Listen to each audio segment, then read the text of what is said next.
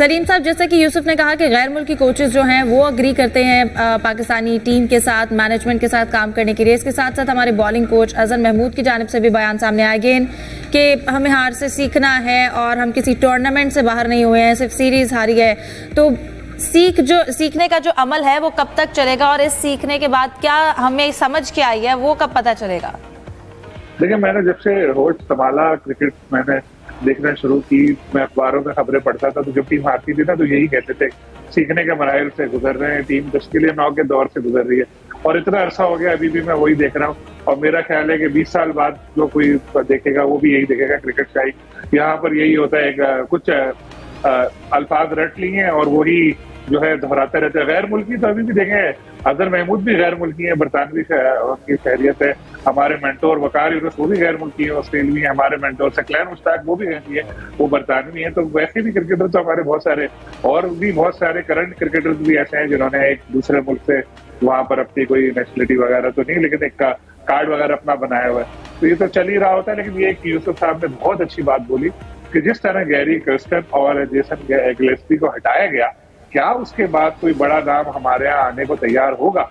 मुझे लगता है बहुत मुश्किल है, क्योंकि पहले वो मिकी आर्थर के साथ भी यही हुआ, इनके साथ भी यही हुआ। होता ही है कि हमारे अपने साबिक क्रिकेटर साजिश करते हैं। फॉरेन क्रिकेटर जब यहाँ आते हैं कोचिंग वगैरह करने के लिए, तो जो हमारे मौजूदा क्रिकेटर, वो साबिक क्रिकेटर है, वो अपने आप को लाने के लिए उनको साजिशें करके निकाल देते हैं। माजी में आपको याद होगा कि जब मिकी आर्थर टीम के साथ मुंसलिक हुए थे, अभी जो सेकंड उनका दौर था, तो उस वक्त भी टीम हारी थी वर्ल्ड कप में, तो पीसीबी ने कमेटी बनाई। उस कमेटी में मिसबाह हक भी थे, उसने रिकमेंडेशन दी कि भाई इनको हटाओ, और बाद में वो खुद ही चीफ सेलेक्टर और हेड कोच बन गए। अभी कोई कमेटी तो नहीं बनी, लेकिन जब टीम हारी तो उसके बाद इस तरह की बातें हुई कि जी चेंज होना चाहिए कोचिंग में भी। तो आकिब जावेद जो थे, उनकी राय काफी अहम थी और वो फिर खुद बन गए, और वो भी चीफ सेलेक्टर और कोच बन गए, और गैर एलानी चीफ सेलेक्टर। वो भी यही सारे मिसबाह को क्रिटिसाइज करते रहते थे। एक तरह से चीजें जो हैं वो रिपीट हो रही हैं, नाम जो है वो बदले हैं, और ये चेंजेस ज़रूरी हैं। और जो हमारा लर्निंग प्रोसेस है, इसको अब थोड़ा सा प्रैक्टिकली देखना चाहिए कि जो गलतियों से सीखा है फिर उनका अमल कहाँ पर हो रहा है। डिस्कशन को कंटिन्यू रखेंगे। यहाँ वक्त हुआ एक ब्रेक का, आप हमारे साथ रहिए। यूसुफ साहब, आपसे पूछना चाहूँगी, अब T20 सीरीज़ का तो आखिरी मैच है, इसके बाद अब वनडे स्क्वाड अनाउंस कर दिया है न्यूजीलैंड ने, और चैंपियंस ट्रॉफी वाले तकरीबन 8 खिलाड़ी शामिल है। लेकिन इसके साथ साथ एक पाकिस्तानी डोमेस्टिक क्रिकेटर का बेटा भी शामिल है, उसके हवाले से क्या बताएंगे आप? जी फिजा, बिल्कुल ये कोई नई बात नहीं है। इससे पहले भी बहुत सी ऐसी मिसालें हैं कि जो पाकिस्तान से पैदा हुए पाकिस्तान में, लेकिन खेले हुए दूसरे ममालिक की जानब से। वैशा कराची में पैदा हुए, इंग्लैंड की उन्होंने नुमाइंदगी की। सिकंदर रज़ा सियालकोट में पैदा हुए, जिम्बाब्वे की तरफ से खेल रहे हैं। इमरान ताहिर लाहौर में उन्होंने क्रिकेट खेली, लेकिन नुमाइंदगी कर रहे हैं वो जनूबी अफ्रीका की। इस तरह ये जो मोहम्मद अब्बास अरसलान है, ये एक पाकिस्तान के फर्स्ट क्लास क्रिकेटर हैं। अज़हर अब्बास उनके बेटे हैं। अज़हर अब्बास का ताल्लुक़ खानेवाल से था, और वहाँ का एक गांव है रोशनपुर, वहाँ से फिर वो लाहौर शिफ्ट हुए। यहाँ पर उन्होंने अपनी क्रिकेट खेली, और उसके बाद यहीं पर इनकी पैदाइश हुई मोहम्मद अब्बास की भी।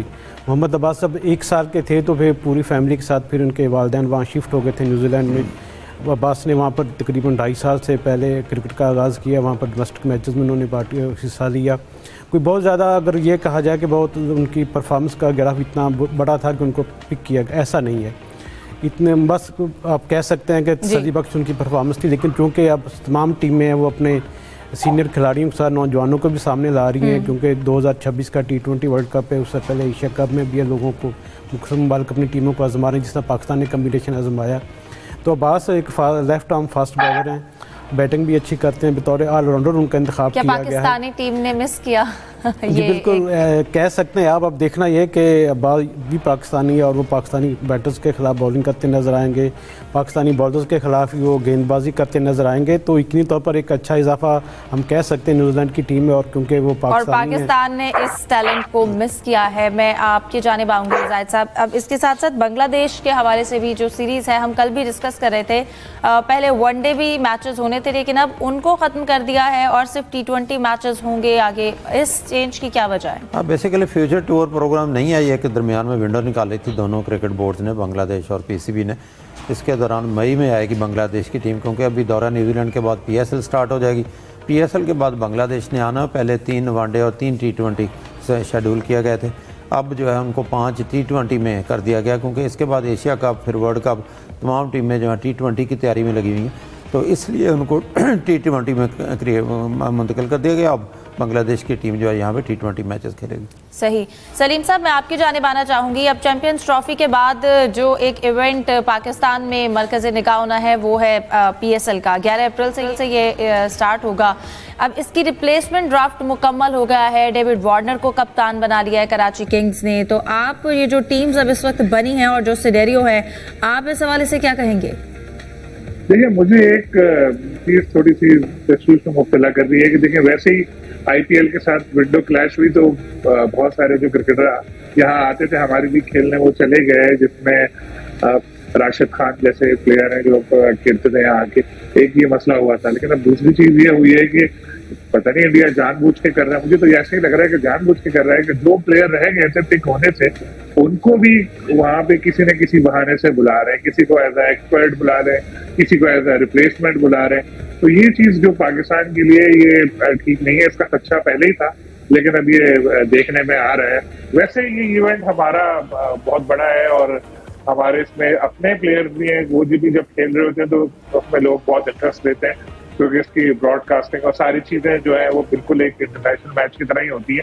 तो होपफुली इवेंट तो कामयाब रहेगा, लेकिन फॉरेन स्टार्स जो है वो भी आना जरूरी है। तो PCB को इस तरफ जरा थोड़ा नजर रखनी चाहिए कि सलीम साहब, पहले बांग्लादेश ने भी अपने प्लेयर्स को मना कर दिया, लेकिन अब 3 प्लेयर्स को NOC जारी कर दिया है PSL के लिए।